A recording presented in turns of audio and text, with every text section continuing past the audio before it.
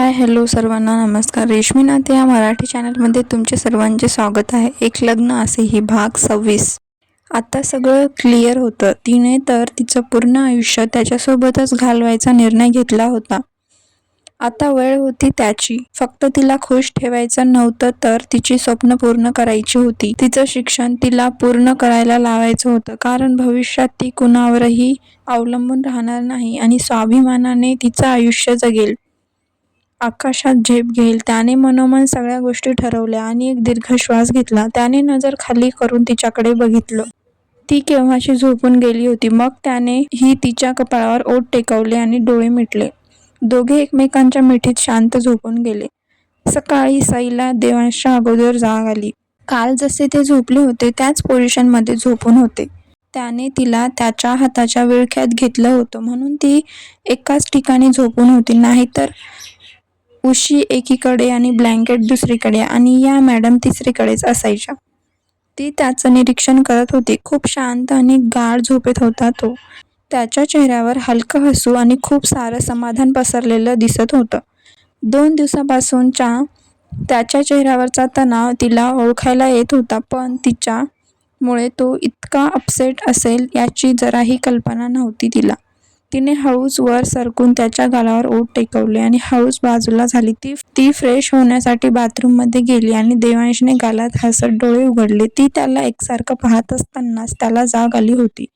तिने त्याच्या गालावर ओठ टेकवले तेव्हा एक गोड शिरशिरी त्याच्या सर्वांगातून वाहिली.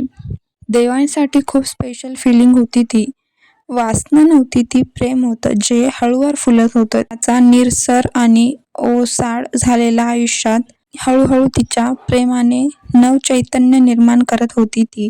तो उठून बेडवर बसला. राजूने त्याला डिस्टर्ब नको म्हणून फोन न करता फक्त good morning boss, I wish तुमच्या आयुष्यातील येणारी प्रत्येक सकाळ अशी सुंदर असो मेसेज वाचून देवांशच्या चेहऱ्यावर इयर टू इयर अशी मोठी स्माईल आली. तो आता ऑफिस मेसेज मेल बघत होता. बाथरूममधून सई बाहेर आली. केसांना टॉवेल गुंडाळून अंगावर साधा पिंक पंजाबी ड्रेस, एकदम फ्रेश ताज्या पिंक गुलाबाच्या फुलासारखी दिसत होती ती. अखियां दी खोल रह जाने दे, कहना है जो कहे जाने दे, ख्यालों में बीती ए रात, दिल मेरा मांगे एक ही दुआ, तू सामने हो और करूँ मैं बातें, लम्हा रहे यूं ठहरा हुआ, पहले तो कभी यूं मुझको ना ऐसा कुछ हुआ, दीवानी लकीरों को जैसे साहिल मिला, एक लड़की को देखा तो ऐसा लगा. Good morning. सई देवांशकडे पाहत गोड हसली. Good morning. देवांशने तिला स्माईल करत विश केले. तिने केसांचा टॉवेल काढला आणि तिचे लांब सिल्की केस चेपत होती सुटून तिच्या समोर खांद्यावर आले. टॉवेलमधून सुटून तिचे केस तिच्या खांद्यावर आले. तिने त्याच टॉवेलने त्यांना पुन्हा गुंडाळून घेतले. थेंब उन्हामुळे चमकत होते. ते पाहून असं वाटत होतं जसं हवेत हलका पाऊस पडतोय. देवांश मात्र पापणी न हलवता तिची कृती बघत होता. काही केस तिच्या पाठीवर येऊन चिटकले होते, त्यामुळे तिच्या गोरा पाठीवर ते अधिकच उठून दिसत होते. ओ मेरी सोहिया, वे चढ़ सारी गलियां, मैं नाल तेरे तू चलिया, ले चल मुझको दुनिया से दूर, चोरी चोरी चद तेनू तकिया में, खुद को संभाल न सकिया में, चढ़ गया सजना तेरा ए फितूर. टॉवेल वाळू घालून आत आली. आरशासमोर बसून तिने अगोदर बॉडी लोशन लावलं, मग थोडं पावडर आणि नंतर छोटीशी चॉकलेटी टिकली लावली. कानात झुमके चढवले, हातात बांगड्या, ओठांवर लिप बाम घासला आणि केस एका साईडला घेऊन तिने पुन्हा देवांशकडे पाहिले. ती काहीतरी त्याला बोलत होती, पण त्याचं लक्ष तिच्या बोलण्याकडे होतंच कुठे. तो तर तिच्या त्या नॅचरल स्ट्रॉबेरी ओठांच्या हालचाली पाहण्यात गुंग होता. त्याला तिने केलेल्या त्याच्या लिप किस आठवला आणि तो गालात हसत तिच्याकडे बघत होता. रंग जानी रे मर जानी रे, कह दे ओ बात, रंग जानी रे मर जानी रे, कहनी जो थी कह दे ओ बात. देवांश, कुठे हरवलात? मी काहीतरी विचारतीये ना. सई त्याच्याजवळ येऊन म्हणाली. तिने त्याच्या खांद्यावर हात ठेवून हलवलं आणि तेव्हा कुठे साहेबांची तंद्री तुटली. असंच होतं, माणूस प्रेमात पडला की असंच हरवतो. सगळं जग त्याच्या भोवती थांबले असं भासतं. ना काही ऐकू येतं ना काही बोलण्यासाठी तोंडातून आवाज निघतो. देवांश, सई म्हणाली. काही म्हणलीस का? देवांश ओशाळून म्हणाला. म्हणजे तुमचं माझ्या बोलण्याकडे अजिबात लक्ष नव्हतं ना? सई कमरेवर हात ठेवून बारीक डोळे करून त्याला रोखून बघत म्हणाली. साध्याशा रूपात किती गोड दिसत होती ती. सॉरी, देवांश कान पकडून म्हणाला. मी म्हणत होते, आज जिमला जायचं नाही का? सई म्हणाली. ब्लँकेट फोल्ड करत सई म्हणाली. आज नाही जाणार, उशीर झाला आहे. देवांश म्हणाला. ठीक आहे, सई हसून म्हणाली आणि बेडवर उषा नीट लावत होती. सई, देवांश हळूच म्हणाला. तिने काय या आविर्भावात त्याच्याकडे बघितलं. त्याने तिच्या समोर हात केला. तिने हसत त्याच्या हातात हात दिला. त्याने थोडं खेचलं आणि ती त्याच्या मिठीत आली. उद्यापासून तूही माझ्याबरोबरच जिममध्ये यायचं. तो तिचे केस तिच्या कानाच्या मागे सारत म्हणाला. मला कुठं जमतं? सई म्हणाली. मी शिकवेन ना, आणि मी सांगितलेले डाएट फॉलो करायचं. किती वीक आहेस, बारीक एकदम. त्याने तिचा हात तिला दाखवत म्हणाला. मी बारीक नाही, तुम्ही जाड आहात, ती पटकन म्हणाली. त्याने जाड नाहीये, मेंटेन आहे. हे खाऊन सुटलेलं शरीर नाही, कसरत करून कमावलेली बॉडी आहे. देवांश त्याचा दंड दाखवत म्हणाला. म्हणजे काही दिवसांनी मी पण अशी जाडी होईन? सईचा पुन्हा एक सिल्ली प्रश्न. ती त्याच्या फुगलेल्या दंडाला हात लावून म्हणाली. हां, देवांश मुद्दाम म्हणाला. बापरे, असं काही करायचं नाही मला. सई थोडं घाबरून म्हणाली. का? देवांश म्हणाला. मी जर एवढी झाले तर माझे कपडे येतील का मला? सई क्यूट फेस करून म्हणाली. त्यावर देवांश जोरजोरात हसायला लागला.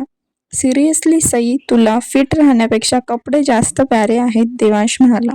मग काय, बघा यातून तुमचा हात जाईल का इथेच फसेल.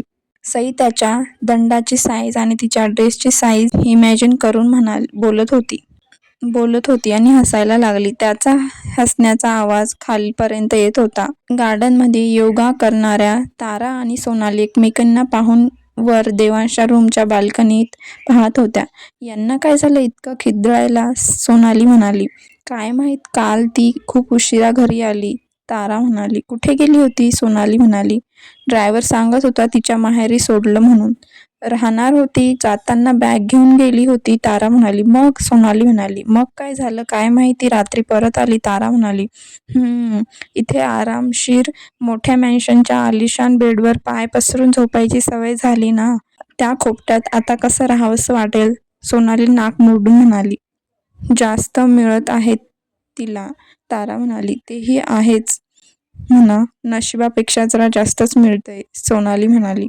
देवांश तयार व्हायला बाथरूममध्ये निघून गेला. तोपर्यंत सईने साडी घातली आणि नाश्ता बनवायला लगेच खाली आली. पूजा करून तिने लगेच किचनकडे मोर्चा वळवला. नोकराच्या मदतीने तिने सगळ्यांच्या आवडी लक्षात घेऊन छान नाश्ता बनवला. देवांश, राजू, माही, तारा, सोनाली सगळे डायनिंग टेबलवर येऊन बसले. अगं सुनबाई, आज उपाशी ठेवणार आहेस का? तारा म्हणाली. 1 मिनिट हा आत्या, आलेच. आणते, सई किचनमधून म्हणाली. काय बनवलं काय माहीत, सोनाली म्हणाली. वहिनी तुमच्यापेक्षा छान स्वयंपाक करते हा, माही नाक मुरडत म्हणाली. गप्प बस, सोनाली पुटपुटली.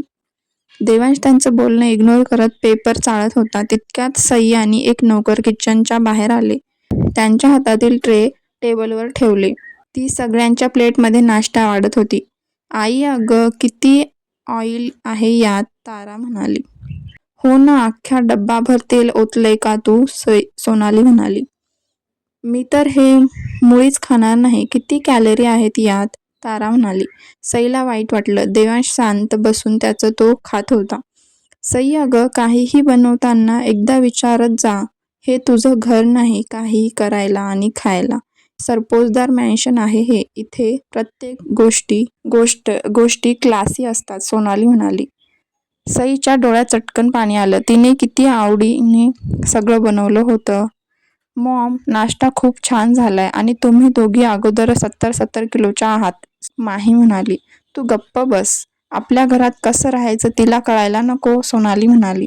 जमणार नाही तिला, तारा म्हणाली. बस. इतका वेळ शांत असणारा देवांश थंड आणि धारदार आवाजात म्हणाला. सई देवांशकडे म्हणाला. तिने त्याच्याकडे बघितले. उद्यापासून तू किचनमध्ये पाऊल टाकायचं नाही. त्यासाठी आपल्याकडे नौकर आहे. तू सई देवांश सरपोतदार आहेस, कुणाची नौकर नाहीस. उद्यापासून कुक नाश्ता बनवेल. तू तुझ्या अभ्यासाकडे लक्ष दे, देवांश म्हणाला.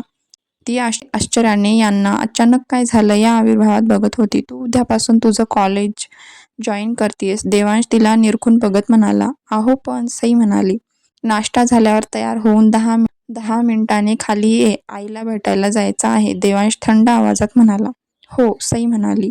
राजू, देवांश म्हणाला. मग राजू आणि देवांश मॅन्शन बाहेर पडले. सई तिचं संपवून वर निघून गेली. याला काय झाले मध्ये, सोनाली म्हणाली. लग्न झालं की सगळे बदलतात, ते अगदी खरं आहे, तारा सुस्कारा टाकून म्हणाली. छान टेस्टी नाश्ता भेटत होता, पण तुम्हाला खावत नव्हता. आता बसा. त्या कुकच्या हाताचं खात, म्हणे कॅलरी खूप वाढतील. जाड्या कुठल्या, पुटपुटली आणि तिच्या रूममध्ये निघून गेली. वहिनीही आपल्याला जाड्या म्हणाली का, तारा म्हणाली. म्हणाली असेल, माझीच कार्टी आहे. पण एकदम विरुद्ध, सोनाली नाक मुरडून म्हणाली. सई तयार होऊन खाली आली. देवांश गाडीत बसला होता. सई येऊन त्याच्या बाजूला बसली. राजूने गाडी स्टार्ट केली आणि ते निघाले. तो गाल फुगवून बाहेर बघत होता. तुम्ही आत असे का म्हणालात, सई म्हणाली. काय म्हणालो, देवांश म्हणाला. कुक जेवण बनवेल. मी उद्या त्यांचा टेस्टप्रमाणे बनवला असतं ना, सई म्हणाली. त्यांनी उद्याही तुला नावं ठेवली असती आणि तू आता किचनची काम अजिबात करायची नाही, अभ्यास करायचा, देवांश म्हणाला. अहो पण, मी सून आहे, माझे काही कर्तव्य आहेत, सई म्हणाली. या बाबतीत बरं तुझं डोकं चालतं, देवांश म्हणाला. म्हणजे, सई म्हणाली. काही नाही, उद्यापासून कॉलेज जॉईन करायचं, देवांश म्हणाला. माझी फ्रेंड देते मला नोट्स, कॉलेजला जायची काही गरज नाही. आणि मी कॉलेजला गेले तर माई काय म्हणतील, सई म्हणाली. घरकाम करण्यापेक्षा कॉलेजात जात जात तुझा वेळही जाईल आणि तुला अभ्यासात मदत होईल, देवांश म्हणाला. अहो पण आई, सई बोलतच होती की ते कावेरी आजीच्या घराजवळ आले. ती कॉलेजला जायला लागली तर आईची काळजी कोण घेणार हा प्रश्न तिच्या डोक्यात होता. त्याने ओळखलं. आईची काळजी करू नको, मी आहे ना, ट्रस्ट मी, चल, देवांश तिचा हात हातात घेऊन म्हणाला. सई गाडी बाहेर उतरली. राजूने देवांशला समोर व्हीलचेअर ठेवून बसायला मदत केली. तिघेही गेटमधून आत आले. दरवाजा उघडला होता. सईने कल्याणीला आवाज दिला. आई. सई आत पाऊल टाकणार की तिच्या आईने तिला दारातच थांबवलं. सई, तिथेच थांब, कल्याणी आतून म्हणाली. सईने आत पडणारं पाऊल मागे घेतलं. दोघेही एकमेकांना पाहत होते. समोर काय झाले पाहूया पुढील भागात. हा भाग कसा वाटला कमेंट करून नक्की सांगा. नवीन असल्यास चॅनलला सबस्क्राईब करायला विसरू नका.